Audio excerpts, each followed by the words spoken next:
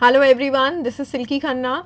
So let us start with next lecture of statistics. The topics that we would be covering in this lecture are covariance, formula and examples, and properties of covariance. So moving on to our very first slide. सबसे पहले ये समझते हैं कि covariance क्या होता है, what we are trying to study in covariance. तो देखिए कोवेरियंस में we try to measure the connection between two variables.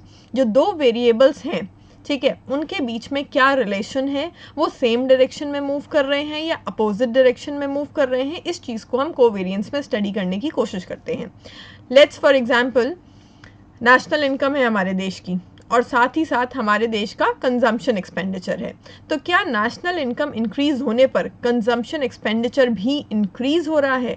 अब ये दो वेरिएबल्स हैं, इन दोनों के बीच में जो रिलेशनशिप है उसको स्टडी करना है, that whether these two things are moving in the same direction और they are moving in the opposite direction. कि नेशनल इनकम के इंक्रीज होने पर कंजम्पशन एक्सपेंडिचर इंक्रीज हो रहा है, तो मतलब कि दोनों के बीच में पॉजिटिव डायरेक्ट रिलेशन है, both are moving in the same direction. और अगर नेशनल इनकम के इंक्रीज होने पर हमारा कंजम्पशन एक्सपेंडिचर डिक्लाइन कर रहा है, कम हो रहा है, तो एक चीज़ बढ़ रही है, एक चीज़ कम हो रही है, it means they are inversely related. दोनों के बीच में इन्वर्स रिलेशन है, both the variables are moving in the opposite direction. तो इस तरीके का जो डायरेक्शन ऑफ रिलेशनशिप है उसको कोवेरियंस स्टडी करता है. सो कोवेरियंस जो है वो स्पेसिफिकली इज एन एस्टिमेट और we can say is a measure of relationship between two variables. और ये उन दो वेरिएबल्स के बीच में, ठीक है, क्या रिलेशनशिप है, क्या डायरेक्शन ऑफ चेंज होगा वेरिएबल्स का, उस चीज़ को स्टडी करेगा. Now let's see how to measure it. तो देखिए, in other words it is essentially a measure of the variance between two variables. It measures the variance. ठीक है, तो जो वेरिएंस का फॉर्मूला है, वेरिएंस के फॉर्मूला से ही कोवेरिएशन का फॉर्मूला भी डिराइव होगा. The tendency of simultaneous variation between two variables is called covariance. Simultaneous मतलब एक साथ, ठीक है. सो यानी कि जो दो वेरिएबल्स हम स्टडी करना चाहते हैं, साइमल्टेनियसली उनमें वेरिएशन आ रहा है या नहीं, इस चीज़ को जो है कोवेरियंस स्टडी करता है. For example national income is increasing but consumption expenditure is constant. ना वो बढ़ रहा है ना वो डिक्लाइन हो रहा है, उस पर कोई इफेक्ट ही नहीं है, ठीक है. So it means both the variables are not related. National income का हमारे कंजम्पशन एक्सपेंडिचर पर कोई इम्पैक्ट नहीं पड़ रहा है, इट मीन्स कोवेरियंस नहीं है. Both the variables are independent, not related, ठीक है. तो ये मेजर करता है कि साइमल्टेनियस वेरिएशन हो रहा है कि नहीं हो रहा है. साइमल्टेनियस वेरिएशन का मतलब है साइमल्टेनियसली दोनों वेरिएबल्स की वैल्यूज में चेंज आ रहा है कि नहीं आ रहा है. एक वेरिएबल की वैल्यूज अगर इंक्रीज हो रही है तो क्या दूसरे की भी वैल्यूज इंक्रीज हो रही हैं या फिर डिक्रीज हो रही हैं, और या फिर वो कांस्टेंट है, उसमें कोई चेंज आ ही नहीं रहा है. सो इस तरीके के रिलेशनशिप को स्टडी किया जाता है. Now let's have a look at the formula. तो हमने अभी तक वेरिएंस और स्टैंडर्ड डेविएशन पढ़ा था. वेरिएंस का फॉर्मूला था sigma x minus x bar का whole square divided by n. ये जो पूरा x माइनस एक्स बार होता है, this can be written as small x. So it can also be written down as sigma x divided by n. यहीं से covariance का formula derive होगा, ठीक है. को मीन्स बिटवीन टू वेरिएबल्स, ठीक है. सो एक वेरिएबल x, एक वेरिएबल y, ठीक है. वेरिएशन एक तरीके से समझ लो डेविएशन आ जाएगा यहाँ फॉर्मूला में वेरिएशन की जगह. So x minus x bar, y minus Y bar, summation divided by number of pairs of variables, ठीक है. सो जो वेरिएंस का फॉर्मूला है देखा जाए तो वही चीज़ है, summation summation divided by n divided by n. बस वेरिएंस के फॉर्मूला में न्यूमरेटर में x माइनस एक्स बार का होल स्क्वायर है, ठीक है, क्योंकि आप एक ही आइटम, एक ही वेरिएबल में वेरिएंस चेक कर रहे हो. को वेरिएशन में या को वेरिएंस में we are trying to check कि दो वेरिएबल्स जो हैं उनमें साइमल्टेनियसली मूवमेंट हो रहा है या नहीं हो रहा है. भले ही वो डायरेक्टली रिलेटेड हो, भले ही वो इन्वर्सली रिलेटेड हो, हमें बस ये चेक करना है कि simultaneously they both are moving or not. तो एक बार हम जो है डेविएशन जो है x वैल्यूज का लेंगे, एक बार हम डेविएशन जो है वो y वैल्यूज का लेंगे from their respective means. x values का डेविएशन x बार से आएगा, y वैल्यूज का डेविएशन y बार यानी कि उस डाटा सेट के मीन से आएगा. अब x माइनस एक्स बार स्मॉल x के रूप में लिखा जा सकता है, y माइनस वाई बार को स्मॉल y के रूप में लिख सकते हैं. So it can also be written as sigma small x y divided by n. अब अगर बात करें पॉपुलेशन और सैंपल की, तो जैसा कि हमने लास्ट लेक्चर में ऑलरेडी स्टडी किया था कि फॉर्मूला सेम ही रहेगा पॉपुलेशन और सैंपल के केस में. The only difference would be कि सैंपल के केस में हम डिवाइड करेंगे किससे, n-1 से डिवाइड करेंगे, और इसके पीछे का जो रीज़न है प्रॉपरली वो मैं आपको एक्सप्लेन कर चुकी हूँ. अच्छा, बट जब हम क्वेश्चंस लगाएंगे, अगेन आई एम रिपीटिंग, हम लोग इतने माइन्यूट डिफरेंसेस लेके नहीं चलते हैं जब हम क्वेश्चंस लगाएंगे। जब हम प्रॉपर रिसर्च करते हैं, रिसर्च पेपर्स बनाते हैं या अपना थीसिस और डिसर्टेशंस वगैरह लिखते हैं, तब जो है इन चीज़ों का महत्व होता है कि आप सैम्पल से डाटा कलेक्ट कर रहे हैं और आप इन्फ्रेंस निकाल के उसको अप्लाई करने की कोशिश कर रहे हैं ऑन दी पॉपुलेशन, तब ये चीज़ें मैटर करती हैं। बट जब हम नॉर्मल क्वेश्चंस लगा रहे हैं तब जो है इतना मैटर नहीं करेगा, तब हम यूजुअली सिर्फ n से ही डिवाइड करते हुए चलेंगे। फिर देखिए, मोर precisely, covariance refers to the measure of how two random variables in a data set will change together। ठीक है, टुगेदर, साथ में, साइमल्टेनियसली मूवमेंट होगा दो वेरिएबल्स में कि नहीं। अच्छा, कोवेरियंस जो है that is a absolute major, ये एक एब्सोल्यूट मेजर है, it is measured in units, इसमें यूनिट्स लगे हुए होते हैं, इसीलिए कंपैरिजन के लिए ज़्यादा सही नहीं है। और इसके यूनिट्स कैसे निकल के आते हैं? By multiplying the units of two variables. अब यहाँ पे हमारे पास दो वेरिएबल है, एक एक्स और एक वाई, ठीक है, तो x जो है लेट्स से उस वेरिएबल का यूनिट कुछ और है, y का यूनिट कुछ और है, तो दोनों के मल्टीप्लिकेशन से जो है फाइनल यूनिट निकल के आएगा। देन पॉजिटिव कोवेरियंस, जब दो वेरिएबल सेम डायरेक्शन में मूव करते हैं, मतलब एक इंक्रीज हो रहा है तो दूसरा भी इंक्रीज हो रहा है, या फिर एक डिक्लाइन हो रहा है तो दूसरा भी डिक्लाइन हो रहा है। नेगेटिव कोवेरियंस, जब इनवर्स डायरेक्शंस में दो वेरिएबल्स मूव करेंगे, मतलब कि अगर एक इंक्रीज होगा तो दूसरा डिक्लाइन करेगा, या फिर एक डिक्लाइन होगा तो दूसरा इंक्रीज करेगा, सो इनवर्सली रिलेटेड होंगे। फॉर एग्जाम्पल, कोई व्यक्ति है जो कि प्रॉपर डाइट ले रहा है, सो प्रॉपर डाइट या eating habits is one variable, and health जो है उसको हम सेकेंड वेरिएबल ले लेते हैं। सो जैसे जैसे जो ईटिंग हैबिट्स हैं वो बेटर होंगी, वैसे वैसे हेल्थ भी क्या होगी? बेटर होगी। यानी कि दोनों के बीच में किस तरीके का रिलेशनशिप हुआ? दोनों के बीच में डायरेक्ट रिलेशनशिप हुआ। अगर जो है ईटिंग हैबिट्स में इंप्रूवमेंट आ रहा है तो हेल्थ में भी इंप्रूवमेंट आएगा, एंड वाइस वर्सा। ठीक है, अब जो है स्मोकिंग की बात ले लेते हैं। Smoking is injurious to health, तो जैसे जैसे स्मोकिंग हैबिट्स इंक्रीज होंगी वैसे वैसे हेल्थ जो है उसमें डिक्लाइन देखने को मिलेगा। सो वहाँ पर इन्वर्स रिलेशन है। स्मोकिंग जो है अगर इंक्रीज होगी तो हेल्थ जो है वो डिक्लाइन होगी, और अगर स्मोकिंग जो है कोई छोड़ने की कोशिश करेगा, कम स्मोक करेगा, तो उसकी हेल्थ ऑब्वियसली बेटर होगी। So I hope all these things are clear. Moving to the next slide. सबसे पहले अब एक क्वेश्चन करके देख लेते हैं। सो वन एग्जाम्पल, दो वेरिएबल दे रखे हैं, X variable and Y variable. ठीक है, हम जो है फॉर्मूला लगाएंगे, उसके लिए हमें x minus x bar y minus Y बार फाइंड आउट करना होगा। तो उसके लिए सबसे पहले हमें y बार और x बार यानी कि मीन फाइंड आउट करना है। तो देखो, मीन सिंपली क्या होगा? Summation of x values divided by number of items.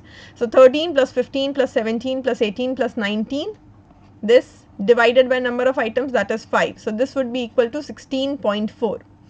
ऐसे ही y का मीन लेंगे, 10 plus 11 plus 12 plus 14 plus 16 divided by number of items, that is 5, so the mean value would be 12.6। ये सबसे पहले हमने x और y सीरीज की जो है मीन वैल्यूज निकाल ली है। अब हम डेविएशंस निकालेंगे from the mean. So x minus x bar यानी कि 13 minus 16.4 minus 3.4, 15 minus 16.4 that is minus 1.4, 17 minus 16.4 that is 0.6, 18 minus 16.4 that is 1.6, 19 minus 16.4 that is 2.6. So these are the deviations of x values from mean. ऐसे ही y values का deviation निकालेंगे mean से. So it would be 10 minus 12.6 that is minus 2.6, 11 minus 12.6 that is minus 1.6, 12 minus 12.6 that is minus 0.6, then 14 minus 12.6 that is 1.4, and finally 16 minus 12.6 that is equal to 3.4. So ये हमारी deviation values आ गई हैं। अच्छा, x into Y, ठीक है। अब यहाँ पे x इंटू वाई का मतलब ये नहीं है कि जो ओरिजिनल x और y वैल्यूज है, no, x minus x bar can be written as small x, y minus y bar can be written as small y. So x minus x bar into y minus y bar means small x into y, ये वो है। यानी कि minus 3.4 into minus 2.6 that is equal to 8.84. Minus 1.4 into minus 1.6 that is 2.24. 0.6 into minus 0.6 that is minus 0.36. 1.6 into 1.4 that is 2.24. 2.6 into 3.4 that is 8.84. तो देखिए, हमने यहाँ पर सैंपल का अलग निकाला है, पॉपुलेशन का अलग निकाला है, दोनों कोवेरियंस निकाले हैं। ठीक है, तो हमारा फॉर्मूला क्या था, sigma x y divided by n. अगर पॉपुलेशन का केस है तो डिवाइडेड बाय एन, अगर सैंपल का केस है तो divided by n minus 1। So summation of these values x minus x bar into Y minus Y bar, ये जो एक्स वाई वैल्यूज आई हैं इनका summation. So 8.84 plus 2.24 minus 0.36 plus 2.24 plus 8.84। Sample का केस है इसीलिए डिवाइडेड बाय 5 माइनस 1 4 से किया है। नंबर ऑफ पेयर्स कितने हैं, एक्स और y, first pair, second pair, third pair, fourth pair, fifth pair. ठीक है, ऐसे नहीं करना कि 5 ये वैल्यू 10 हो गई, नहीं, नंबर ऑफ पेयर्स काउंट करने। So 5 number of pairs are there. So 5 minus 1 that is 4। और अगर हम पॉपुलेशन का कोवेरियंस निकालते तो हम 5 से डिवाइड कर देते। ठीक है, ये सैंपल कोवेरियंस आ गया 5.45 और पॉपुलेशन कोवेरियंस आ गया 4.36। अब आप देख सकते हैं कि जो सैंपल का कोवेरियंस है वो ज़्यादा आया है 5.45। ठीक है, एक वैल्यू कम से डिवाइड करने का हमारा जो है लॉजिक ही यही होता है कि हम जो है वेरिएशन इंक्रीज्ड हुआ दिखाना चाहते हैं। ठीक है, when we are taking the data set from sample, जब हम सैंपल की बात करते हैं तब हम चाहते हैं कि वेरिएशन थोड़ा ज़्यादा दिखे। So I hope this is clear कि दोनों तरीके से, पॉपुलेशन के केस में, सैंपल के केस में, किस तरीके से हमको जो है कोवेरियंस निकालना है। Moving on to next slide. अब देखिए कोवेरियंस के चैप्टर में जो है, देखो क्वेश्चंस जो है वो ज़्यादा कोरिलेशन से आएंगे, जो हमारा नेक्स्ट चैप्टर है, and covariance and correlation are related to each other. ठीक है, कोवेरियंस की बहुत सारी प्रॉपर्टीज़ हैं, उसको हम यहाँ पर क्लियरली स्टडी करेंगे। तो देखिए जो फॉर्मूला हमने स्टडी किया उसको और किस तरीके से लिखा जा सकता है। सो फॉर्मूला है कोवेरियंस का sigma x minus x bar into Y minus Y bar divided by n. This is the formula we studied. ठीक है, अब देखिए क्या करें, ये जो ब्रैकेट्स में है x माइनस एक्स बार और y minus Y bar, brackets open कर देते हैं। So this would be x into y x Y, then x into y bar, this x into y bar और माइनस का sign आएगा। फिर ये वाला x bar into Y, minus का साइन आएगा, so minus x bar into Y, और last में ये x bar into y bar और माइनस माइनस प्लस हो जाएगा, सो प्लस एक्स वाई बार। फिर आप देखिए जो समेशन का साइन है इसको हम अंदर इंक्लूड कर लेंगे। So it would be sigma x y minus sigma x bar y minus sigma x y bar plus sigma x y bar. ठीक है, अब जो है आगे देखिए हमने क्या किया है, यहाँ पर ये सिग्मा एक्स वाई तो एज इट इज लिखा है, यहाँ पर ये जो एक्स बार है, एक्स बार मीन वैल्यू है, कॉन्स्टेंट वैल्यू है, उसको जो है पहले लिख लिया और ये हो गया सिग्मा वाई। ऐसे ही इस केस में यहाँ पर जो y बार है वो एक कांस्टेंट वैल्यू है, मीन वैल्यू है, उसको बाहर लिख लिया y बार और ये हो गया सिग्मा x। ठीक है, plus n x bar y bar. ये कैसे हुआ, sigma x bar y bar को हम n x bar y bar कैसे लिख सकते हैं, by a simple logic. See, हमारा मीन का फॉर्मूला क्या होता है, x bar is equal to summation of x values divided by n, ऐसे ही वाई बार का भी लिख सकते हैं। ठीक है, तो यहाँ पर समेशन ऑफ एक्स कितना हो जाएगा, ये क्रॉस मल्टीप्लाई हो जाएगा, so it would be n into x bar, यानी कि एन को मल्टीप्लाई कर दिया जाए अगर मीन वैल्यू से तो वो हमको सम टोटल ऑफ वैल्यूज दे देता है। सो उसी लॉजिक से यहाँ पर हमने लिखा है। ठीक है, सो ये समेशन था एक्स वाई बार का, तो हम सिंपली क्या कर देंगे, समेशन सम टोटल अगर हमें निकालना हो तो सिंपली एन से मल्टीप्लाई कर देंगे तो भी सम टोटल हमारे पास आ जाएगा।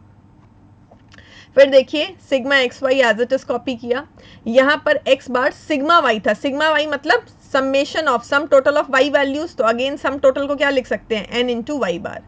ऐसे ही यहाँ पर क्या था, वाई बार सिग्मा एक्स, तो समेशन ऑफ एक्स वैल्यूज उसको क्या लिख सकते हैं, n into mean of x, यानी कि n x bar plus n x bar y bar.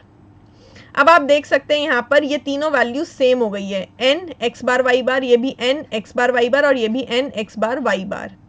तो एक positive n x bar y bar, एक negative n x bar y bar, ये हो गया कैंसिल। ठीक है, अब क्या बचा, sigma x y minus n x bar y bar. ठीक है, अब जो है ब्रैकेट ओपन कर देते हैं तो ये हो जाएगा 1 by n sigma x y, और ये वाला एन और ये वाला एन कैंसिल आउट हो जाएंगे, तो ये बचेगा खाली एक्स वाई बार। सो इस तरीके से भी कोवेरियंस का फॉर्मूला लिखा जा सकता है। डायरेक्टली भी मैं आपको सिर्फ फॉर्मूला बता सकती थी, ऑब्वियस सी बात है एग्जाम में डेरिवेशन वगैरह देखिए कुछ भी नहीं पूछा जाएगा। सो इफ़ आई वॉन्ट मैं आपको डायरेक्टली भी लिख के दिखा सकती हूँ, और वैसे भी एग्जाम के लिए डायरेक्टली आपको वेरियस फॉर्म्स ऑफ फार्मूलाज पता होने चाहिए हैं। बट सडनली किसी भी चीज़ को स्टडी करने से अच्छा होता है कि हम एक बार उसका डेरिवेशन भी देख लें। हर चीज़ का डेरिवेशन तो पॉसिबल नहीं है कि मैं आपको दिखाऊं, लेकिन जिन चीज़ों का पॉसिबल हो सकता है उस चीज़ का डेरिवेशन एक बार देख लेना चाहिए। मैं ये नहीं कहूँगी कि आप इस चीज़ को याद रखो, मत याद रखो from exam point of view, क्योंकि आपको सिर्फ फॉर्मूला पता होना चाहिए कि हाँ इस तरीके से भी कोवेरियंस का फॉर्मूला लिखा जा सकता है। बट पढ़ने में थोड़ा बेटर हो जाता है, थोड़ा ज़्यादा कॉम्प्रिहेंसिव अंडरस्टैंडिंग हो जाती है और थोड़ा क्लियर हो जाता है concept. Moving on to next slide. तो प्रॉपर्टीज ऑफ कोवेरियंस, अब वही बात है, कोवेरियंस की काफ़ी सारी प्रॉपर्टीज है, एक एक मैंने प्रूफ करके दिखाई है। So let's see. सबसे पहली property, covariance of two variables x and minus y. See, एक वेरिएबल है x, ठीक है, और एक वेरिएबल है y। सो अगर हम जो y वेरिएबल है उसमें जितनी भी वैल्यूज है डाटा सेट में, सबके आगे माइनस का साइन लगा दें, तो किसके बराबर हो जाएगा कोवेरियंस? वो कोवेरियंस नॉर्मल x और y की वैल्यूज के बराबर ही रहेगा और माइनस का साइन सिंपली लग जाएगा उसके आगे। इसको प्रूफ करके दिखाया है मैंने। देखिए, ये जो है x वेरिएबल y वेरिएबल की वैल्यूज दे रखी हैं, ठीक है, x इंटू वाई हमने कर लिया। सो 2 4 8, 9 5 45 एंड 2 2 4। जो फॉर्मूला जस्ट अभी हमने डिराइव किया, मैं वही फॉर्मूला लगाने वाली हूँ। सो वो फॉर्मूला क्या है? 1/n है फॉर्मूला। पहले मैं लिख देती हूँ सो दैट आप लोगों को कंफ्यूजन नहीं हो। So the formula is 1/n, ठीक है, 1/n sigma x y minus x bar y bar. ये फॉर्मूला अभी हमने डिराइव किया था, ज़्यादा आसान है यूज़ करने में, तो इसी को अब मैं यूज़ कर रही हूँ। अच्छा, दूसरी बात, कोवेरियंस को वैसे तो ऐसे ही लिखा जाता है COV करके, ठीक है, लेकिन ऐसे भी लिख सकते हैं S, और जिन दो वेरिएबल्स के बीच में आप कोवेरियंस निकालना चाहते हैं वो यहाँ पर रिप्रेजेंट कर सकते हैं, शो कर सकते हैं। सो 1/n, ठीक है, नंबर ऑफ पेयर्स कितने हैं? 3, ठीक है, 3 आइटम है दोनों में, x में भी y में भी। So 1/3 into sigma x y, इन वैल्यूज का total. So 45 + 8 + 4 is equal to 57 minus x bar and y bar, यानी कि मीन निकालना है। सो x वैल्यूज का मीन 5 + 2 7 + 2 9, 9/3, 3 इज द मीन। ऐसे ही y वैल्यूज का mean 9 + 4 13, 13 + 2 15, 15/3 that is 5। This is the mean value, ठीक है, ये आएगा आपका 4 के बराबर। अब हमें क्या करना है? हमें y को माइनस में कन्वर्ट कर देना, y सीरीज को, यानी कि y डाटा सेट में जितनी भी वैल्यूज हैं सबके आगे माइनस का साइन लगा दो। ये देखो, -4 -9 -2, बस मैंने इतना ही किया है, माइनस का साइन लगाया है। सो अब एक्स वाई की वैल्यूज निकालते हैं। सो 2 × -4 -8, 5 × -9 -45, 2 × -2 इज -4, ठीक है। अब जो है यहाँ पर हम निकालते हैं वैल्यूज। यहाँ पर एक्स जेड लिखा हुआ है, that is by mistake, it should be x y, ठीक है, क्योंकि हमने x और y वेरिएबल्स लिए। z लेते तो हम x और z ले लेते, वो सिर्फ नेम को रिप्रेजेंट कर रहा है of the variable, nothing else. तो देखिए 1/n that is 1/3, 3 he pairs हैं इस वाले डाटा सेट में भी। सम टोटल ऑफ x by इस बार क्या होगा? ये सम टोटल इस बार होगा -8 -45 -4 that is -57। So 1/3 into -57 minus mean values, ठीक है, तो x सेम वैल्यूज है, मीन उतने का उतना ही रहेगा, दैट इज 3, और y वाली सारी माइनस वैल्यूज हो गई। So -4 -9 and -2 is equal to -15। -15 divided by 3 is -5। So ये -5 y का मीन हो गया।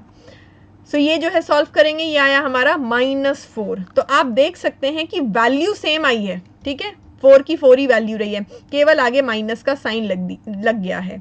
तो इससे हमारी ये प्रॉपर्टी प्रूव होती है कि अगर आप जो है कोवेरियंस दो वेरिएबल्स का निकाल रहे हैं और एक सीरीज के आगे आप जो है माइनस का साइन लगा देते हैं, एक सीरीज के आगे माइनस का साइन लगाने का मतलब है उस सीरीज में जितनी भी वैल्यू है सबके आगे आपने माइनस का साइन लगाया है, तो आपका जो कोवेरियंस है वो सिंपली, ठीक है, जो आपकी पुरानी सीरीज थी एक्स और वाई वाली, उसके बराबर ही आपका कोवेरियंस रहेगा, बस आगे माइनस का साइन लग जाएगा, that's it. Another property, covariance of x and x is equal to variance of x. This is very easy.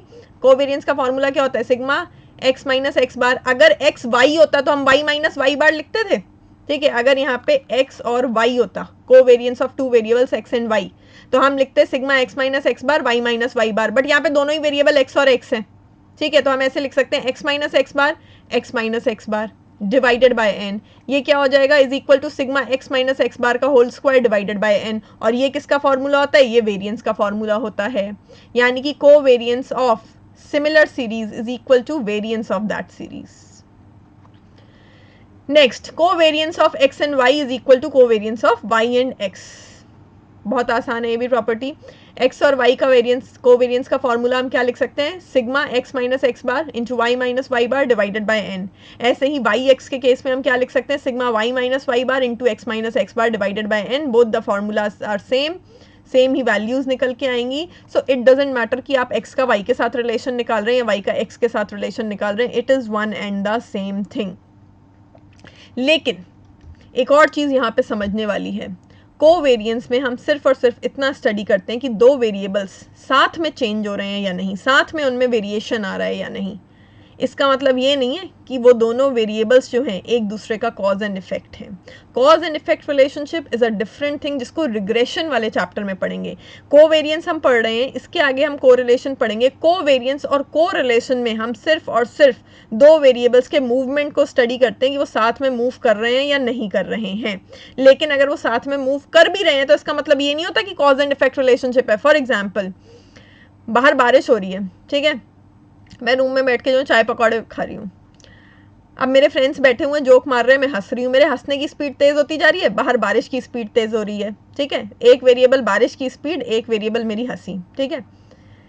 दोनों जो है डायरेक्टली रिलेटेड है। भाई मेरे हंसने की स्पीड तेज़ हो रही है, बाहर बारिश की स्पीड भी तेज़ हो रही है, तो क्या मेरी हंसी के कारण जो है बारिश की स्पीड तेज़ हो रही है, या बारिश की स्पीड तेज़ हो रही है इसलिए मैं ज़्यादा तेज़ हंस रही हूँ?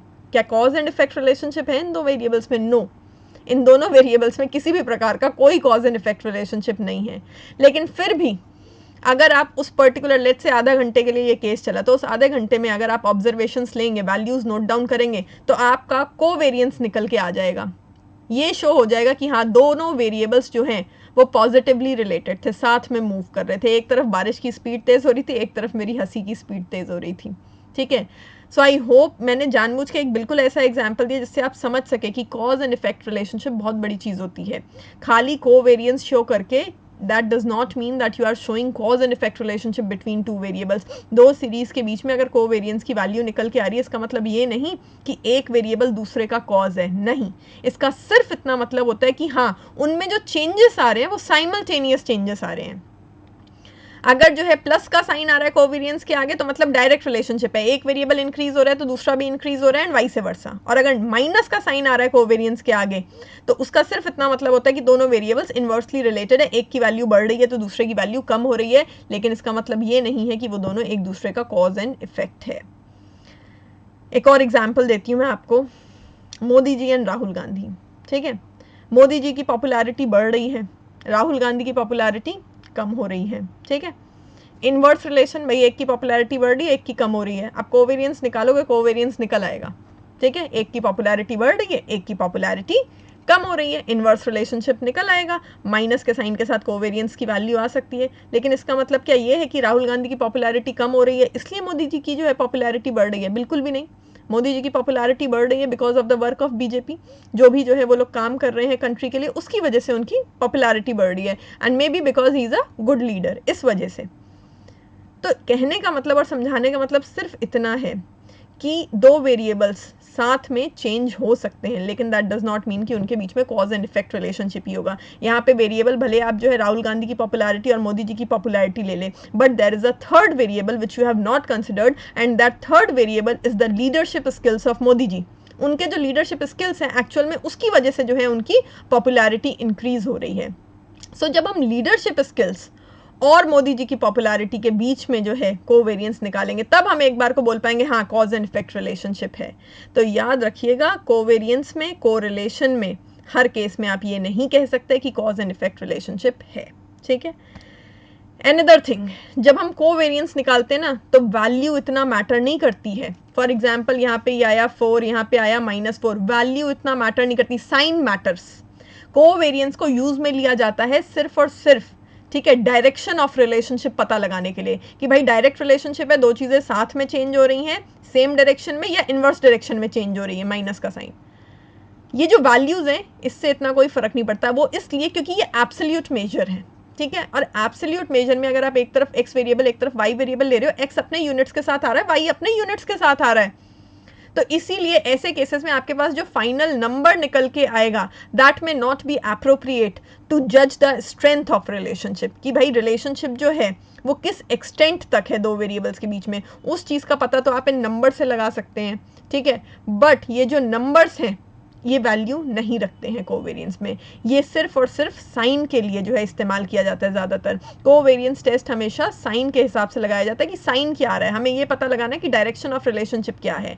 जब हमें एक्चुअल में स्ट्रेंथ ऑफ रिलेशनशिप निकालना होगा कि रिलेशनशिप कितना स्ट्रॉन्ग है, उसके लिए फिर हम को रिलेशन निकालेंगे। वैल्यूज मैटर करती हैं को रिलेशन में, क्योंकि वो कोवेरियंस का ही रिलेटिव मेजर है। हम सब ने को रिलेशन कभी ना कभी सुना होगा, पढ़ा होगा, लेकिन अब आप ये समझ लो कि कोवेरियंस एब्सोल्यूट मेजर है और इसी का relative major which is dimensionless, which is without units, वो को रिलेशन बनेगा। तो वैल्यू वहां पर मैटर करेगी, यहाँ पे केवल साइन ज्यादा मैटर करेगा। Moving on to next slide.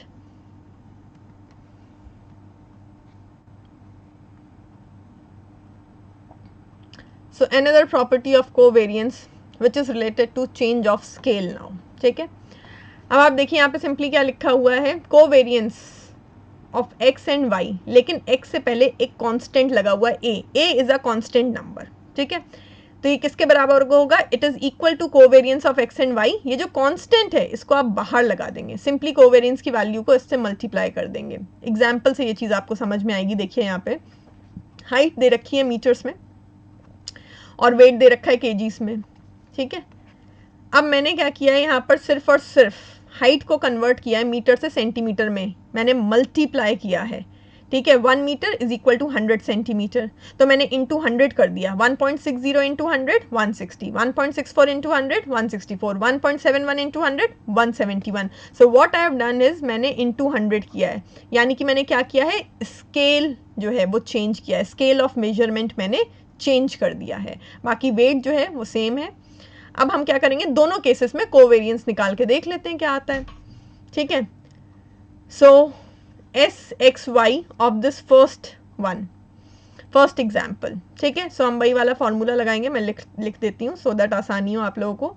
1/n sigma x y minus x bar into y bar, वही फॉर्मूला जो हमने डिराइव किया था कोवेरियंस का वो लगाएंगे हम।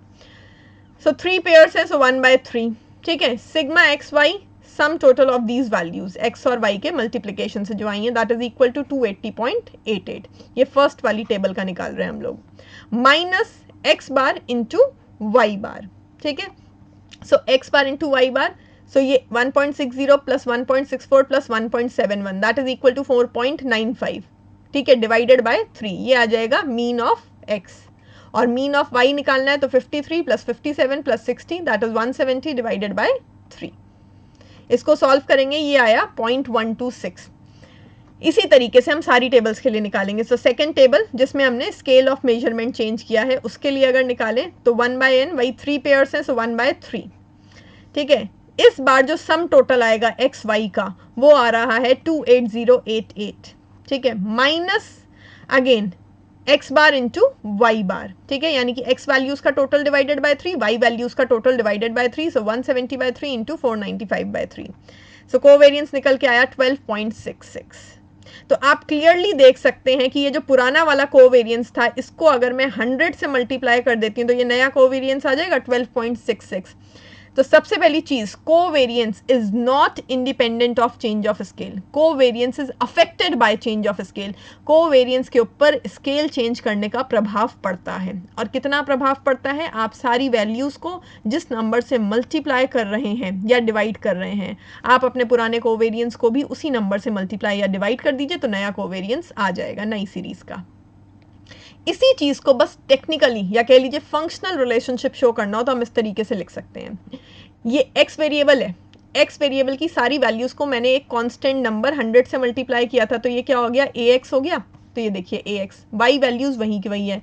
नया कोवेरियंस किसके बराबर आया, जो नॉर्मल अपना पुराना वाला कोवेरियंस था x और y का, उसके बराबर, बस इसको उसी कांस्टेंट नंबर से मल्टीप्लाई कर दिया जाए तो a into covariance of x y. इस तरीके से इंटरप्रेट करना है। अभी तक मैं पहले भी आपको जो हूँ ये सब चीज़ें एग्जाम्पल से समझाती हुई आई हूँ और टॉपिक्स में, बट इस बार मैंने स्पेसिफिकली इक्वेशन की फॉर्म में लिखा है कि कभी अगर एग्जाम में इस तरीके से लिख के आ जाए तो भी आप इंटरप्रेट कर पाएँ कि ये क्या लिखा हुआ है, इसको कैसे जज करना है, कैसे सॉल्व करना है। फिर देखिए नेक्स्ट, इसमें बस क्या किया गया है नेक्स्ट वाले में, इसमें भी स्केल जो है, स्केल ऑफ मेजरमेंट चेंज किया है, बट दोनों वेरिएबल्स का, एक्स का भी वाई का भी, सारी x values multiplied by a constant number A, सारी y values multiplied by a constant number B. तो नया कोवेरियंस पुराने कोवेरियंस के बराबर ही होगा, बस क्या कर देना है हमको, जो भी कोवेरियंस पुरानी वाली वैल्यू है उसको ए बी दोनों जो कांस्टेंट्स है उससे मल्टीप्लाई कर देना है। मतलब हमको पूर्ण रूप से नया कोवेरियंस निकालने की ज़रूरत नहीं है। नया कोवेरियंस निकालने के लिए सिंपली जो पुराना कोवेरियंस है उसको भी आप जो है उन्हीं कांस्टेंट नंबर से मल्टीप्लाई कर दीजिए जिन नंबर से आप पूरी पूरी सीरीज़ को मल्टीप्लाई कर रहे हैं। So look at the third table now. ठीक है, फर्स्ट टेबल और थर्ड टेबल का कंपैरिजन करना है अब हमें, याद रखना। सो हाइट जो है उसको इंटू 100 किया तो ये 160, 164, 171 हो गया। वेट को मैंने 10 से मल्टीप्लाई कर दिया है, so this one multiplied by 100 and weight is multiplied by 10, so 53 into 10 530, 57 into 10 570, 60 into 10 600। याद रखना first table and third table कर रहे हैं हम लोग। सो दोनों नंबर्स को मैंने मल्टीप्लाई किया है, दोनों सीरीज के वेरिएबल्स को, एक को 100 से एक को 10 से, फिर x और y का मल्टीप्लिकेशन करके ये वैल्यूज आई हैं। अब जो है इस वाली थर्ड टेबल का कोवेरियंस निकाल के देखते हैं। सो 1/n मीन्स 1/3, 3 पेयर्स है 1/3 into sum total of x into y, ये आएगा 280 880 माइनस, ठीक है, मीन वैल्यूज। तो mean values 160 plus 164 plus 171 divided by 3 and 530 plus 570 plus 600 divided by 3, ये आ जाएंगी मीन वैल्यूज। ये हमारा आंसर आएगा 126.6। Now compare it with the original covariance. Original covariance कितना था 0.126, तो 0.126, ठीक है, पुराना कोवेरियंस था। हमने एक सीरीज को 100 से मल्टीप्लाई किया तो इंटू 100, और दूसरी सीरीज को मल्टीप्लाई किया 10 से तो 10, यानी कि एक जीरो और लगा दिया। So 0.126 into 1000 would be equal to new covariance that is 126.6। तो सिंपली पुराने कोवेरियंस को भी आप जो है उन्हीं कांस्टेंट नंबर से मल्टीप्लाई कर दो जिससे आपने दोनों सीरीज को मल्टीप्लाई किया है, इस तरीके से नया कोवेरियंस निकल के आ जाएगा। So I hope the properties are clear, और सबसे इंपॉर्टेंट चीज़ है इसको इस फॉर्म में लिखना। Moving on to next slide. एक ही चीज़ को बहुत तरीक़ों से बहुत फॉर्म्स में लिखा जा सकता है, और वो सब चीज़ें मैटर करती हैं MCQ बेस्ड एग्जामिनेशन के लिए। फिर देखिए नेक्स्ट, अब ये प्रॉपर्टी आएगी अपनी चेंज ऑफ ओरिजिन वाली। सो x और y दो वेरिएबल हैं, हमने क्या किया x प्लस सी कर दिया, यानी कि एक कांस्टेंट नंबर ऐड कर दिया है, यानी कि हमने ओरिजिन चेंज किया है। सो लेट्स सी क्या ओरिजिन चेंज करने का इम्पैक्ट पड़ेगा। सो ये x वैल्यूज़ हैं, y वैल्यूज़ हैं, इनके मल्टीप्लिकेशन से x y निकाला, इधर भी x वैल्यूज़ हैं, y वैल्यूज़ हैं, हमने क्या किया है ये y प्लस 10, ये नया y सीरीज आ गई। So 53 plus 10 63, 57 plus 10 that is 67 and 60 plus 10 that is equal to 70। ठीक है, अब यहाँ पे भी हमने x इंटू वाई कर लिया। अब दोनों टेबल्स का कोवेरियंस निकालते हैं, लेट्स फाइंड आउट। तो देखिए कोवेरियंस ऑफ फर्स्ट टेबल वही फॉर्मूला 1/n यानी कि 1/3, 3 पेयर हैं, एक्स वाई का सम्मेशन। तो फर्स्ट वाली टेबल में एक्स वाई का सम्मेशन आ रहा है 29788, ठीक है, minus the mean values of x and y। So 170 plus 174 plus 181 that is 525 divided by 3, 53 plus 57 plus 60 that is 170 divided by 3, ये आया 12.66। ऐसे ही जो सेकेंड टेबल है उसका निकाल लेते हैं, 1/n that is 1/3 into sum total of x y, इन वैल्यूज का सम टोटल आया 35038 minus mean values. So 170 plus 174 plus 181 that is 525 divided by 3, 63 plus 67 plus 70 that is 200 divided by 3, ये मीन वैल्यूज। ये भी आया 12.66, यानी कि ओरिजिन चेंज करने का प्रभाव कोवेरियंस की वैल्यू पर नहीं पड़ा है। तो हम कह सकते हैं covariance is not affected by change of origin, और we can say it is independent of change of origin. ठीक है, उसी प्रॉपर्टी को बस यहाँ इक्वेशन की फॉर्म में लिखा गया था।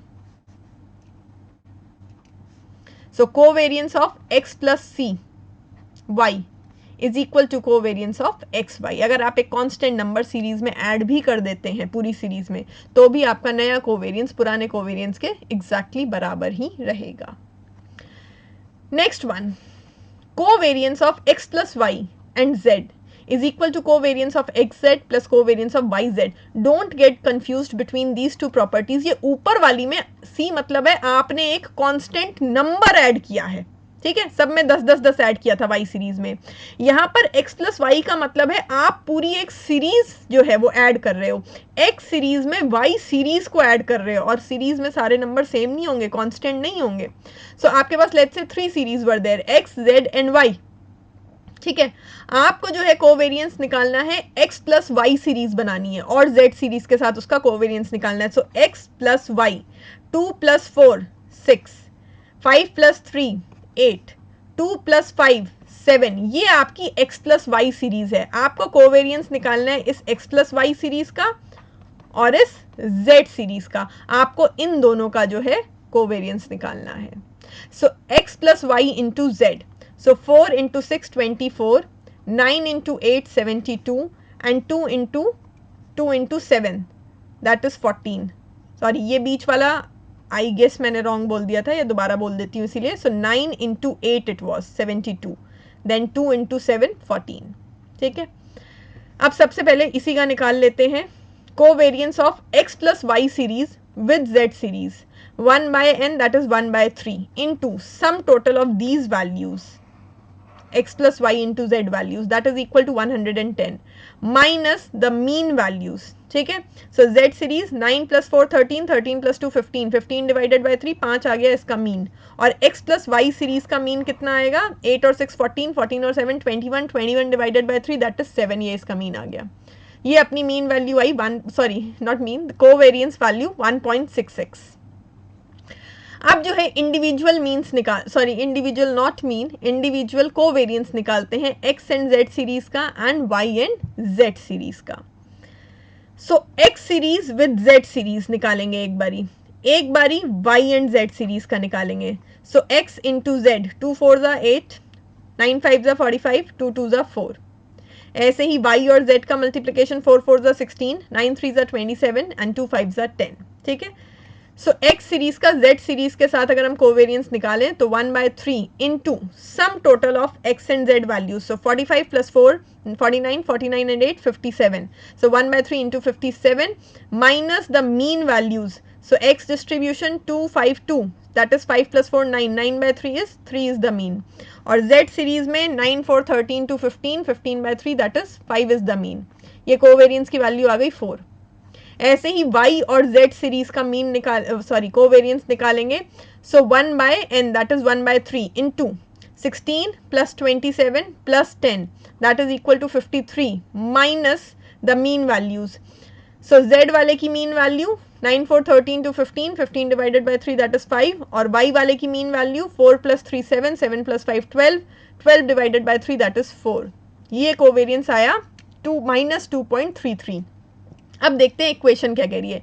ये कह रही है x प्लस वाई और z सीरीज का आपने जो कोवेरियंस निकाला वो कितना आया 1.66, यानी कि 1.66 is equal to covariance of x and z. तो x एंड z का कोवेरियंस कितना आया 4, तो it should be equal to 4 plus covariance of y and z. So y और z सीरीज का कोवेरियंस कितना आया -2.33. So -2.33. So 4 minus 2.33 is equal to 1.66, hence proved. यानी कि अगर आप जो है पूरी की पूरी एक सीरीज ऐड कर देते हैं एक सीरीज के साथ, ठीक है, और उसका किसी और सीरीज के साथ जो आप कोवेरियंस निकालते हैं, that would be equal to what. अगर x प्लस वाई दो सीरीज को ऐड किया है तो एक बार x का z के साथ कोवेरियंस निकाल लो, एक बार y का z के साथ कोवेरियंस निकाल लो, इनके सम टोटल के बराबर होगा. So I hope this property is also clear. Moving on to next slide. देखो यहाँ पर मैंने इतने कैलकुलेशंस वगैरह कर रखे हैं, सब कुछ कर रखा है just to show it to you कि किस तरीके से प्रूफ किया गया है, सो दैट आपके माइंड में कंफ्यूजन नहीं रहे कि भाई ये प्रॉपर्टीज कैसे आई. बाकी आपको इतने कैलकुलेशंस वगैरह में पढ़ने की ज़रूरत नहीं है. You just need to understand कि हाँ ये प्रॉपर्टी होती है. अनदर प्रॉपर्टी या कह लीजिए पूरा थ्योरम ही है ये. देखिए variance of c, just a second. So variance of c x. अब ये सी एक्स क्या है? x इज द सीरीज, तो मतलब वेरिएंस ऑफ x की बात हो रही है। c क्या है? Constant number. अगर आपको वेरिएंस वाले और स्टैंडर्ड डेविएशन वाले चैप्टर की प्रॉपर्टीज याद हो तो वहां पर हमने ये चीज प्रूव करी थी कि भाई अगर जो है वेरिएंस निकालना है आपको किसी भी सीरीज का और आप जो है उस सीरीज को एक कांस्टेंट नंबर से मल्टीप्लाई कर देते हैं तो जो आपका नया वेरिएंस आएगा वो पुराने वेरिएंस के बराबर ही होगा और उसमें आपको मल्टीप्लाई कर देना है उस कांस्टेंट नंबर के स्क्वायर से। आई होप आपको ये प्रॉपर्टी याद होगी, ये हमने प्रूव करी है ऑलरेडी स्टैंडर्ड डेविएशन वाले चैप्टर में। सो अगर एक कांस्टेंट नंबर से आप पूरी सीरीज को मल्टीप्लाई कर रहे हैं तो आपका जो नया वेरिएंस निकल के आएगा वो पुराने वेरिएंस के बराबर होगा। It should B multiplied by जो भी आपका कांस्टेंट नंबर था उसके स्क्वायर से मल्टीप्लाई करेंगे। स्टैंडर्ड डेविएशन होता था तो स्क्वायर से मल्टीप्लाई नहीं करते थे, वेरिएंस वाले केस में हमेशा उस कांस्टेंट नंबर के स्क्वायर से मल्टीप्लाई करते थे। अगर कोई कंफ्यूजन हो check it out in the last lecture. अच्छा, अब हमें यहां पर क्या प्रूव करना है? देखो, variance of ax plus b y is equal to a square variance of x plus 2ab covariance of x y plus B square variance of y। ये चीज हमें प्रूव करनी है, but before proving it logically मैं आपको समझाती हूँ। Variance क्या होता है? सिग्मा स्क्वायर, स्क्वायर ले रहे हो ना किसी चीज का, यहाँ पे तो VAR वेरिएंस लिख दिया, अदरवाइज अगर हम सिंबॉलिक रिप्रेजेंटेशन करते तो हम सिग्मा स्क्वायर लिखते। तो यानी कि एक तरीके से हमें स्क्वायर लेना है चीज़ों का। सो यहाँ पे जो है x प्लस वाई ये सीरीज है और a प्लस बी ये कांस्टेंट नंबर्स हैं, ठीक है। सो इसका स्क्वायर ले लो। सो a प्लस बी का स्क्वायर क्या होता है? a square plus B square plus 2ab, तो सिंपली वही लिखा हुआ है, ठीक है। और जो है x और y वेरिएंस जो लगेगा वो x और y के साथ लगेगा। ये ऊपर वाली इक्वेशन इसीलिए लिखी गई थी ताकि आपको दिखाया जा सके कि कांस्टेंट को तो आप सिंपली बाहर ले आते हैं, ठीक है, और वेरिएंस जो लगेगा वो सीरीज के साथ लगेगा, ठीक है। तो यहाँ पर मतलब क्या हो जाएगा? Variance of x plus variance of y, variance of x plus variance of y, ठीक है।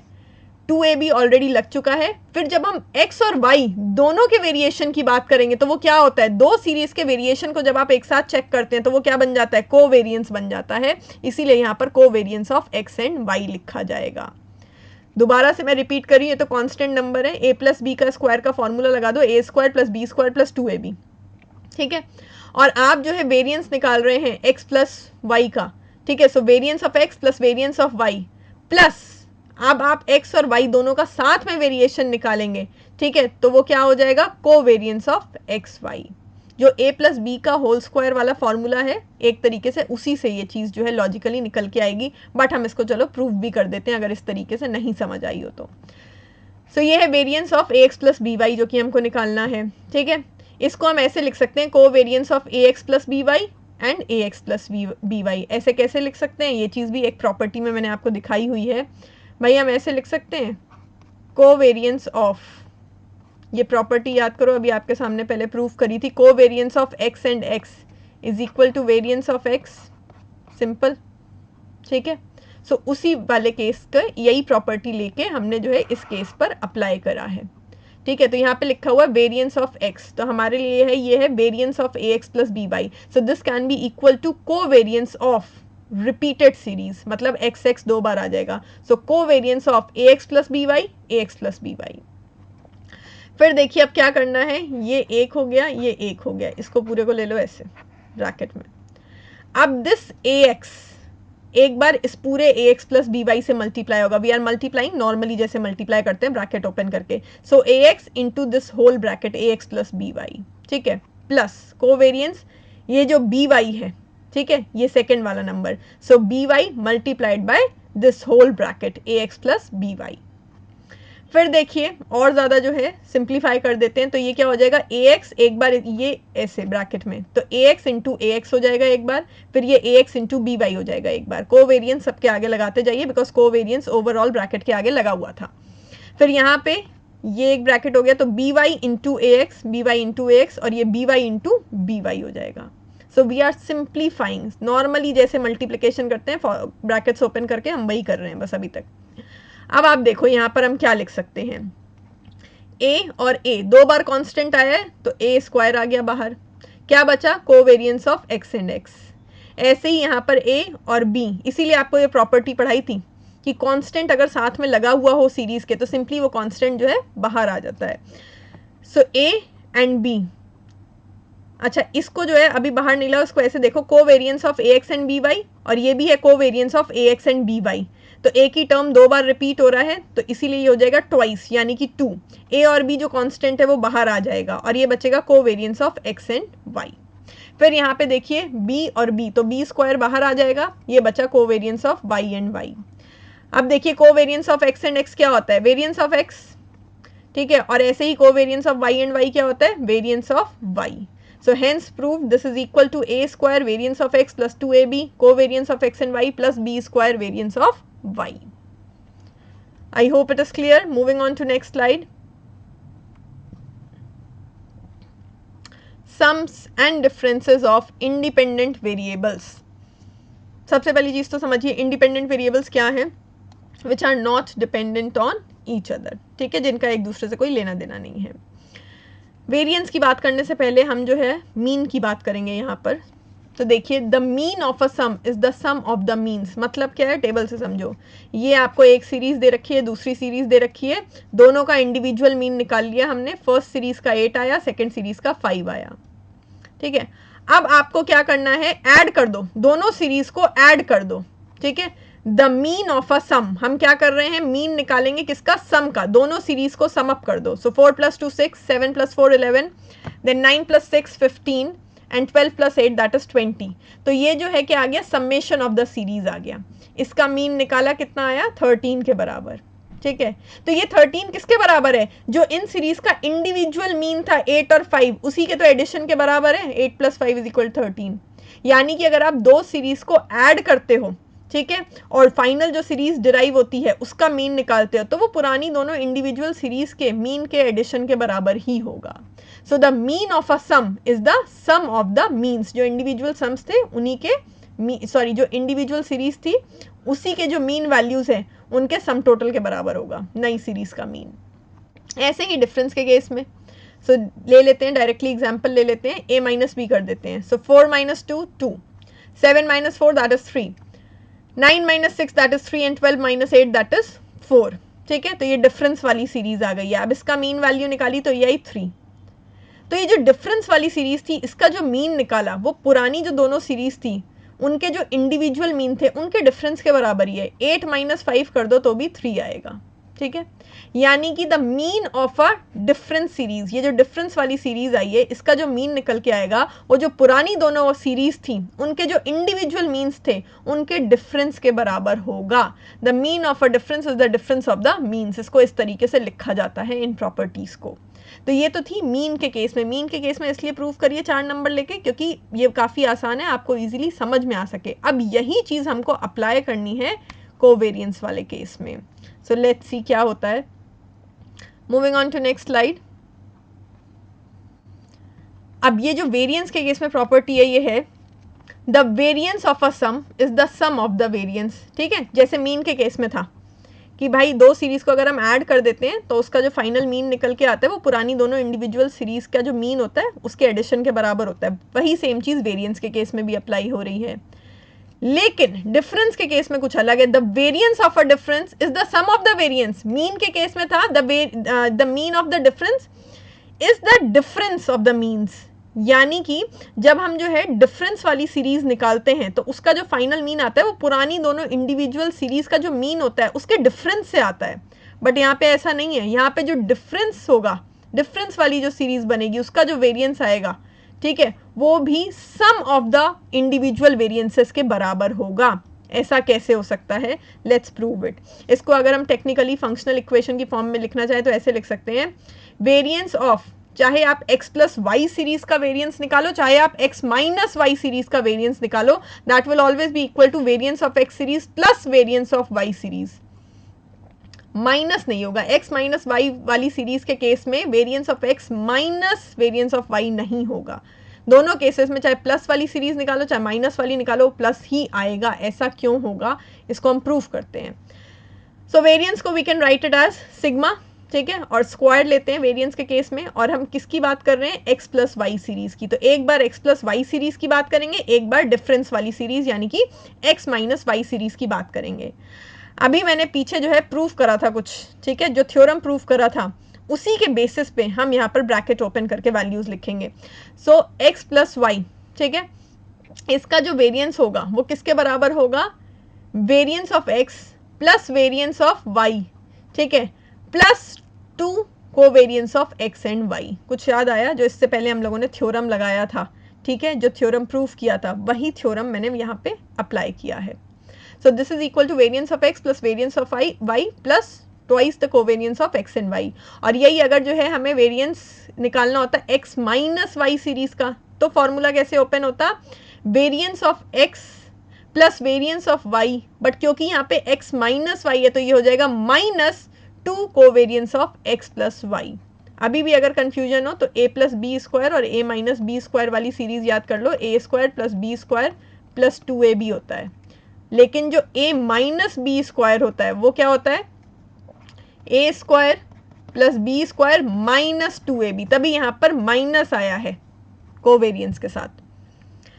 अब जो है सिंपली यहाँ पर तो मैंने सिग्मा स्क्वायर करके लिखा, इसकी को मैं लिख सकती हूँ variance of x plus variance of y plus 2 twice the covariance of x and y। नीचे वाले को लिख सकते हैं simply variance of x plus variance of y minus 2 covariance of x and y। तो भैया ये जो थ्योरम है, जो प्रॉपर्टी प्रूफ करनी है, इसमें ये कोवेरिएंस वाली चीज़ कहाँ गायब हो गई है, वेयर इट इज़, ये तो लिखी नहीं हुई है। तो याद रखना, ये जो हम प्रूफ करने की कोशिश कर रहे हैं, ये प्रूफ करने की कोशिश कर रहे हैं for independent variables. Independent variables means the variables which are not related, कोई रिलेशन ही नहीं है उसमें। तो अगर x और y जो है वो इंडिपेंडेंट वेरिएबल्स है, independent variables means the variables which are not related to each other, उनके बीच में कोवेरिएंस क्या आएगा, जीरो निकल के आएगा। कोवेरिएंस जो है उससे हमें क्या पता चलता है, major of relationship between two variables, लेकिन जो दो वेरिएबल्स रिलेटेड ही नहीं है, ठीक है, उसके केस में कोवेरिएंस क्या निकल के आएगा, जीरो निकल के आएगा। तो यहाँ पे भी कोवेरिएंस x एंड y की वैल्यू जीरो, यहाँ पे भी कोवेरिएंस x एंड y की वैल्यू जीरो। क्या बचेगा दोनों केसेस में, खाली variance of x plus variance of y, that is what is left, ठीक है। तो इस तरीके से ये प्रॉपर्टी प्रूव हुई। अब इसी के साथ एक और थोड़ी जो है दिमाग लगाने वाली बात, ये तो हमने बोल दिया कि जो वेरिएबल्स इंडिपेंडेंट होते हैं उनका कोवेरिएंस जीरो निकल के आता है, क्योंकि भाई उनके बीच में किसी प्रकार का कोई रिलेशनशिप ही नहीं है। Let's do it vice versa, इसको उल्टी तरीके से सोचो। अगर कोवेरिएंस जीरो निकल के आता है तो क्या हम हर केस में ये कह सकते हैं कि यानी कि जिन वेरिएबल्स के बीच में हमने निकाला था वो इंडिपेंडेंट है? नहीं, ऐसा ज़रूरी नहीं है। वो इसलिए क्योंकि कोवेरिएंस और जो हम आगे पढ़ेंगे correlation, these are the measures of linear relationship between variables. जो कोवेरिएंस है और जो कोरिलेशन है वो सिर्फ और सिर्फ वेरिएबल्स के बीच में लीनियर रिलेशनशिप को स्टडी करते हैं। लीनियर नॉन लीनियर का पूरा कंसेप्ट आपको आगे वाले चैप्टर में डिटेल में समझाया जाएगा, बट यहाँ पे अभी आप इतना ही समझिए कि जो कोवेरिएंस और जो कोरिलेशन है वो दोनों ही लीनियर वेरिएबल्स लीनियर रिलेशनशिप जो होगा वेरिएबल्स के बीच में उसको स्टडी करते हैं, लीनियरिटी को स्टडी करते हैं। तो ऐसे दो वेरिएबल्स जिनके बीच में नॉन लीनियर रिलेशन है उसके लिए ये आपको करेक्ट आंसर नहीं देंगे। तो अगर कोवेरिएंस जीरो निकल के आता है तो इसका मतलब ये नहीं होता कि वेरिएबल्स इंडिपेंडेंट ही होंगे और इनके बीच में कोई रिलेशन नहीं होगा। ऐसा हो भी सकता है, ऐसा नहीं भी हो सकता है। अगर कोवेरिएंस जीरो निकल के आता है तो उसका मतलब है, एक बात पक्की है कि उन दोनों वेरिएबल्स के बीच में लीनियर रिलेशनशिप नहीं है, लेकिन नॉन लीनियर रिलेशनशिप हो सकता है। इसीलिए हम ये नहीं कह सकते कि वो इंडिपेंडेंट ही होंगे। हो सकता है वो डिपेंडेंट हो लेकिन उनके बीच में लीनियर रिलेशनशिप नहीं हो, उनके बीच में नॉन लीनियर रिलेशनशिप हो। और अगर कोवेरिएंस की वैल्यू जीरो निकल के नहीं आ रही है इसका मतलब इंडिपेंडेंट नहीं है variables, there must be some relationship between them. लेकिन इसमें भी याद रखना ज़रूरी नहीं है कि कॉज एंड इफेक्ट रिलेशनशिप हो, बस इतना हो सकता है कि वो सेम डायरेक्शन में या इनवर्स डायरेक्शन में साइमल्टेनियसली चेंज कर रहे हो या मूव कर रहे हो। ये थोड़ी सी दिमाग लगाने वाली बात है, मैं दोबारा रिपीट कर रही हूँ। अगर दो वेरिएबल्स इंडिपेंडेंट है, उनके बीच में किसी प्रकार का कोई लेना देना नहीं है, तो कोवेरिएंस हमेशा जीरो निकल के आएगा। अब इसी को उल्टी तरीके से सोचना है कि अगर कोवेरिएंस जीरो निकल के आता है तो क्या हम कह सकते हैं कि दो वेरिएबल्स इंडिपेंडेंट है? नहीं, हम कंफर्म तरीके से कुछ नहीं कह सकते। ऐसा हो भी सकता है कि वो इंडिपेंडेंट हो, ऐसा भी हो सकता है कि वो इंडिपेंडेंट नहीं हो। कोवेरिएंस जीरो निकल के आने का मतलब ये होता है कि वेरिएबल्स के बीच में लीनियर रिलेशनशिप नहीं है, लेकिन फिर भी उनके बीच में नॉन लीनियर रिलेशनशिप एग्जिस्ट कर सकता है। कोवेरिएंस और कोरिलेशन जो है वो नॉन लीनियर रिलेशनशिप्स को क्लियरली जो है एस्टिमेट नहीं कर पाते हैं। These are the measures of linear relationship only. और अगर कोवेरिएंस जीरो नहीं है इसका मतलब x और y जो दो वेरिएबल्स हैं वो इंडिपेंडेंट नहीं है, there must be some kind of relationship between them, लेकिन ये ज़रूरी नहीं है कि वो रिलेशनशिप कॉज एंड इफेक्ट का ही हो। ठीक है, ये बहुत छोटी छोटी डिटेल्स है, बहुत छोटी छोटी बातें हैं. I hope it is clear. Moving on to next slide.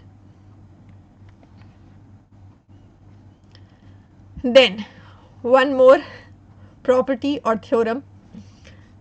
देखो, कोवेरियंस का सिर्फ फॉर्मूला पढ़ा के यूजुअली छोड़ दिया जाता है. ये जो कोवेरियंस की आपको प्रॉपर्टीज पढ़ाई गई हैं ये यूजुअली नहीं पढ़ाई जाती हैं. ज़्यादा फोकस हमेशा कोरिलेशन पे रहता है, ठीक है.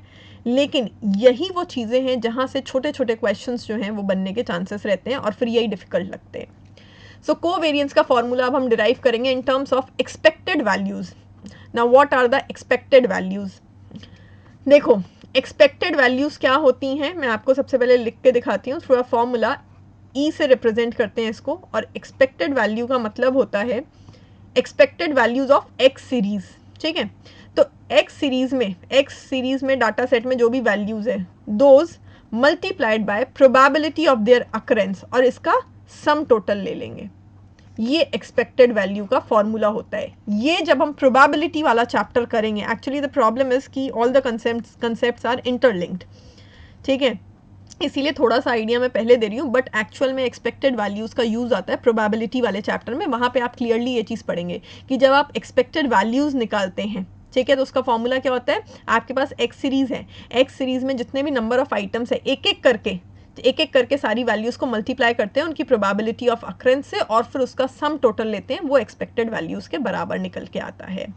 इसको यहाँ पे अभी नहीं पढ़ना है. We are not concern with this. अभी के लिए आप सिर्फ इतना समझ लो कि एक्सपेक्टेड वैल्यूज़ जो हैं उनको अप्रॉक्सीमेटली मीन माना जाता है. जब हम स्टैटिस्टिक्स में एक्सपेक्टेड वैल्यूज़ का इस्तेमाल करते हैं तो उनको मीन के बराबर मान के उनका इस्तेमाल करते हैं. अभी के लिए इतना ही समझिए.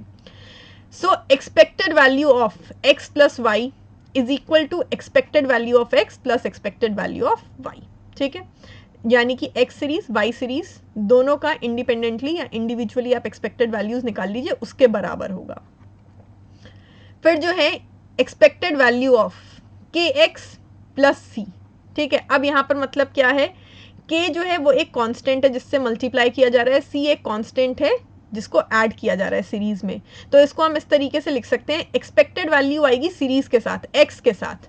बाकी जो कांस्टेंट नंबर्स होते हैं, कांस्टेंट नंबर्स के साथ समेशन या ई लिखने का कोई पॉइंट नहीं होता है.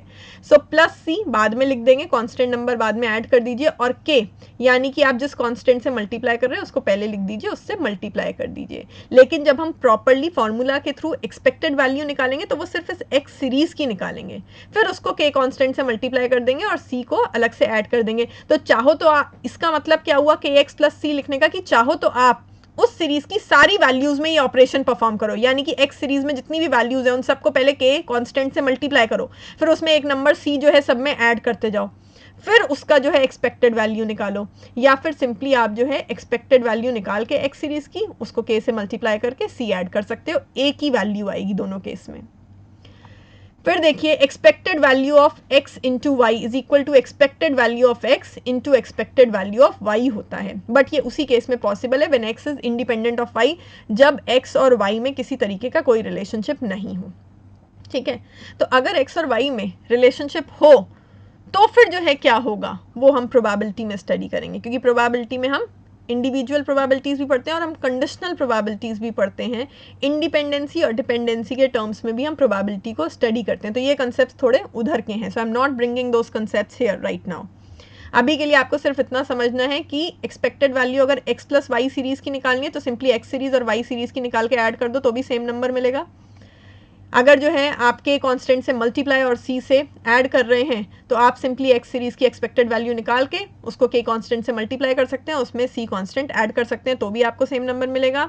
और एक्सपेक्टेड वैल्यू अगर एक्स इंटू वाई सीरीज़ की निकालनी है तो एक्स सीरीज़ की अलग एक्सपेक्टेड वैल्यू निकाल लो, वाई की अलग निकाल लो, दोनों को मल्टीप्लाई कर लो, एक ही बात होगी. लेकिन ये वाला सिर्फ उसी केस में अप्लाई होगा when X is independent of Y, जहाँ एक्स और वाई में कोई रिलेशन नहीं है. अब देखिए कोवेरियंस का फॉर्मूला मैंने यहाँ पे लिखा है E means expected value, bracket में x minus expected value of x, यहाँ पे y minus expected value of y. अब आप बोलोगे ये चीज़ कैसे आई?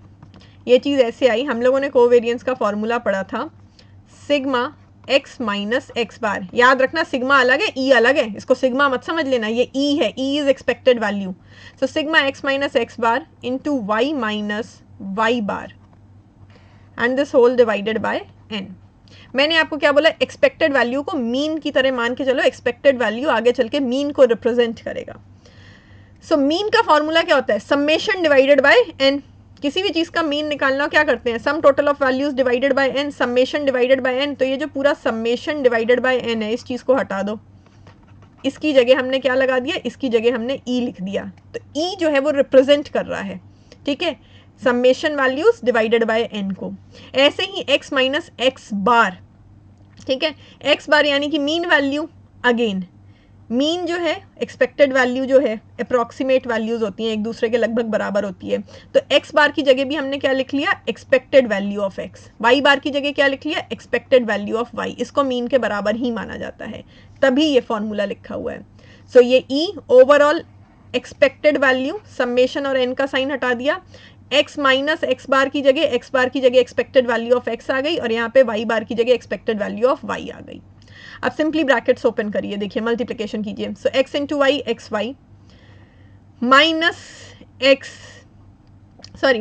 X into E y. अब ये देखो, ये ई एक्स इंटू वाई, तो ये वाला बना ये ई एक्स इंटू वाई, और ये minus E X, just a second, x into Y is X Y, then this x into E Y, so x into E Y, और ये वाला माइनस का साइन आ गया।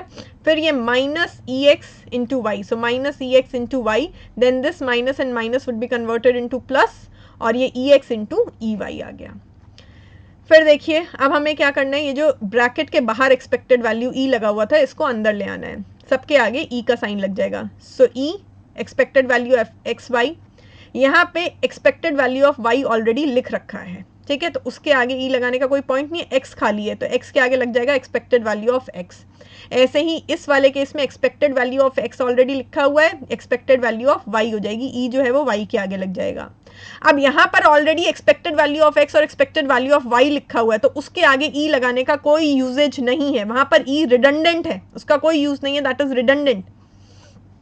आप किसी एक कांस्टेंट नंबर 1, 2, 5 के आगे अगर एक्सपेक्टेड वैल्यू ई लगा देते तो उसका कोई यूज नहीं है। तो यहाँ पे भी दोनों सीरीज के आगे एक्सपेक्टेड वैल्यू टर्म ऑलरेडी लगा हुआ है, तो यहाँ पर ई अलग से, ये वाला ई यहाँ पर नहीं लगेगा, वो रिडंडेंट हो जाएगा, ये एज इट इज कॉपी हो जाएगा expected value of x into expected value of Y. अब ये तीनों टर्म्स बराबर हो गए, तो एक expected value of x into expected value of Y cancel हो जाएगा, ठीक है, माइनस और प्लस का साइन है, तो एक expected value of x into expected value of y would be cancelled by another one. ये क्या बचा अपने पास, expected value of x y minus expected value of x into expected value of y. ये भी कोवेरियंस का formula कहा जा सकता है। So this is another form in which the formula for covariance can be written down. इस तरीके से भी हम लोग लिख सकते हैं। अब एक और इंटरेस्टिंग चीज देखिए, यहाँ पर ये क्या कह रहे हैं, ई एक्स वाई, ठीक है, ये इसके बराबर होगा जब x और y इंडिपेंडेंट होंगे। सो हम लेट्स से एक केस लेते हैं जहाँ पर x और y इंडिपेंडेंट वेरिएबल है, तो उस केस में ई एक्स वाई को हम ई एक्स इंटू ई वाई लिख सकते हैं, यहाँ पे लिख के देखते हैं। सो ई एक्स इंटू ई वाई, और ये क्या लिखा हुआ है, minus E X into E Y, तो ये पूरा किसके बराबर हो जाएगा, जीरो के बराबर हो जाएगा। यानी कि यहाँ से भी प्रूव हो रहा है कि अगर वेरिएबल्स जो हैं वो इंडिपेंडेंट है तो उनके बीच का कोवेरियंस जो है वो जीरो ही निकल के आएगा। Moving on to next slide, और बहुत ही इंटरेस्टिंग क्वेश्चन लगाने वाले हैं अब हम। बस जो प्रॉपर्टीज पढ़ी हैं कृपया उनको थोड़ा ध्यान में रखिएगा, उसके बिना जो है नहीं लग पाएगा। Just a second, there is some problem with the cursor today. Okay. So आपको जो है इस तरीके का लेट्स से क्वेश्चन दे रखा है, वेरिएंस ऑफ x की वैल्यू 1, वेरिएंस ऑफ y की value 2, covariance of x y की value -1, u is equal to 3x minus 2y, v is equal to x plus 2y। आपको फाइंड आउट करना है variance of u, variance of v and covariance of u and v। Step by step देखते हैं। सबसे पहले variance of u, u किसके बराबर है, 3x माइनस 2y, तो u की जगह पे पुट कर दिया 3x माइनस 2y। अगर याद हो तो variance of ax plus b, ax plus by या ax माइनस by, इस तरीके का हमने जो है एक थ्योरम स्टडी किया था, तो उसी की वैल्यूज यहाँ पे पुट करेंगे उसी बेसिस पे। सो variance of 3x minus 2y, इसको हम ओपन करके कैसे लिख सकते हैं, a माइनस बी स्क्वायर। आप तो इस थ्योरम को भी छोड़ो जो हमने प्रूव किया है, आप तो a माइनस बी स्क्वायर तो आता ही होगा ना, तो वो लगा दो। सो 3 का स्क्वायर, ठीक है, -2 इंटू, ये देखिए यहाँ पे ये एक तो आ जाएगा -2, एक आ जाएगा 3, और एक 2 जो फॉर्मूला का होता है भाई, ये A square plus B square -2ab भी होता है, तो एक तो फॉर्मूला वाला 2 आ गया, ठीक है, एक आ गया ये वाला 3, एक आ गया ये -2। फिर देखिए -2 का होल स्क्वायर हो जाएगा A square plus B square -2ab, तो एक ये जो है, ये जो b वैल्यू है एक तरीके से -2, ये -2 का स्क्वायर हो गया। और वेरिएंस की बात करें तो ये हो जाएगा वेरिएंस ऑफ x, ठीक है, plus variance of y minus, ठीक है, क्योंकि माइनस का साइन लगा हुआ है, so minus covariance of x and y, ये minus covariance of x and y। अच्छा, ऐसा नहीं है कि माइनस का साइन बार बार लगाते जाओ, जो कोवेरिएंस वाली वैल्यूज होगी उसमें बस एक ही बार माइनस का साइन जो है वो आपका पुट हो जाएगा। आप उसको किसी भी तरीके से डील करो, या तो आप ये सोचो कि आपने -2 एज इट इज कॉपी करके लिख दिया, या आप ये सोचो कि a-b² के फॉर्मूला में -2ab होता है, उस हिसाब से माइनस लिख दिया। कहने के तरीके अलग अलग हैं, बात एक ही है, साइन एक ही बार माइनस का लगेगा। ये मत सोच लेना कि फॉर्मूला ऐसे होता है कि a² प्लस b² -2ab, तो हम एक बार तो इस हिसाब से माइनस का साइन लगा देंगे और एक बार फिर ये -2 इसलिए यहाँ -2 आ जाएगा, ऐसा नहीं होता है। ये यहाँ पे माइनस का साइन जो है वो इसीलिए लगाया जाता है, फॉर्मूला ओपन करके, वो रिप्रेजेंट करता है कि हाँ माइनस वैल्यू है। So just one time you have to put minus का साइन। अब आप देखो वेरिएंस ऑफ x की वैल्यू 1 है, सो वेरिएंस ऑफ x की वैल्यू 1 पुट कर दी, 3 का स्क्वायर 9 हो गया, ठीक है। ऐसे ही covariance of x and y की वैल्यू -1 है, वो -1 पुट कर दी, ठीक है, -2 का स्क्वायर हो गया 4, और वेरिएंस ऑफ y की वैल्यू है 2, तो वो 2 पुट कर दी। सॉल्व करेंगे 29 आ जाएगा, ठीक है, 9 into 1 that is 9, this would be equal to 2 3 6, 6 2 12, और माइनस माइनस दो बार आ गया तो मतलब पॉजिटिव हो जाएगा। सो 12 प्लस 9 दैट इज 21, 21 प्लस 4 2 8, 29, ये आ गया। अब देखो कितना आसान है ये, ठीक है, बस एक छोटा सा ये थ्योरम आपको याद रखना है। फिर है वेरिएंस निकालना है v का, सो v है x प्लस 2y के बराबर, so variance of v is equal to variance of x plus 2y, ठीक है। तो 1 कोएफिशिएंट x के आगे मान लेते हैं 1, सो 1 का square into variance of x plus 2 का square into variance of y, this value, ठीक है, प्लस 2 को variance of x and y और इंटू कोएफिशिएंट्स ये 1 और ये 2, ये। सो वेरिएंस ऑफ x की वैल्यू है 1, तो वो आ गया यहाँ पे 1 का स्क्वायर इंटू 1, 1 ही रहेगा, ठीक है। Covariance of x and y की वैल्यू है -1, so this 2 2 4 and 4 into -1 is -4, and then we have variance of y की वैल्यू विच इज 2, सो 2 का square 4 and 4 into 2 8, so 1 - 4 plus 8 that is equal to 5। Then covariance निकालना है u and v का, another theorem has to be applied here, ठीक है। Covariance u की value 3x - 2y और v की value x plus 2y, ठीक है। सिंपली ब्रैकेट ओपन कीजिए जैसे आपको सिखाया है, तो एक बार ही हो जाएगा पूरा 3x - 2y multiplied by this x value, एक बार हो जाएगा ये पूरा 3x - 2y multiplied by this 2y value, ठीक है। फिर देखिए ये हो जाएगा 3x इंटू एक्स, एक बार हो जाएगा -2y इंटू एक्स, फिर हो जाएगा एक बार 3x इंटू 2y, फिर हो जाएगा -2y इंटू 2y, इस तरीके से। 3 कांस्टेंट नंबर है, बाहर आ जाएगा, ये हो जाएगा covariance of x into x, इसमें -2 कांस्टेंट है, बाहर आ जाएगा, ये हो जाएगा covariance of y and x। यहाँ पे 3 इंटू 2 6 कांस्टेंट है, ये बाहर आ जाएगा, 3 इंटू 2 ये हो जाएगा covariance of x and y। यहाँ पर -2 एंड 2 ये बाहर आ जाएगा, कांस्टेंट्स हैं, ये हो जाएगा covariance of y and y। So covariance of x and x is equal to variance of x, ठीक है, covariance of y and x, ठीक है, और यहाँ पे भी है covariance of x and y, y and x और x एंड y का कोवेरिएंस एक ही बात होती है, one and the same thing. ये है 3 2 6, ये है -2, so 6 - 2 that is 4 covariance of x and y, plus ये -2 इंटू 2 है तो ये -4 हो जाएगा, सो -4 और ये covariance of y and y that would be equal to variance of y। Values put करते हैं, variance of x is equal to 1, so 3 into 1 that is 3 here, covariance of x and y is equal to -1, so -1 into 4 is -4, and variance of y is equal to 2, so -4 into 2 that is -8, so 3 - 4 and -8 that is equal to -9। So I hope this is clear. मुझे पता है कहने में ये बहुत आसान है, लेकिन जब आप लोग फर्स्ट टाइम इसको स्टडी करेंगे तो ये कंसेप्ट जो हैं वो आपको थोड़े से डिफ़िकल्ट लग सकते हैं, बट एक दो बार देखेंगे तो बहुत आसानी से समझ में आ जाएंगे। कोई भी हमने एक्स्ट्रा ऑर्डिनरी या स्पेशल प्रॉपर्टी क्रिएट नहीं करी है, जो भी करी है वो आपके सामने है। आपको टेबल्स से फॉर्मूलाज लगा के चीज़ें डिराइव करके दिखाई गई हैं। इस तरीके के क्वेश्चंस में सिंपली हमने ब्रैकेट में चीज़ों को रख के ब्रैकेट ओपन किया है, जैसे सिंपली जो है बॉड मास के मैथमेटिकल रूल्स होते हैं उसके according. So I hope these things are clear. Thank you.